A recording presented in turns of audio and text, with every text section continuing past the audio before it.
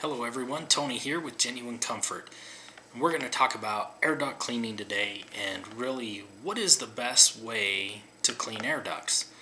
And in my opinion and with what I like and the professionals that I've seen, it's best to use the push-pull method, which is a negative pressure system hooked up to a high pressure vacuum, and you're actually pulling the air as you're pushing air down through the vents. The vacuum usually sits down where the furnace is or the plenum, and you're isolating the supply side or the return side as you're pushing high powered air with a compressor back down through and agitating everything to get back to the vacuum.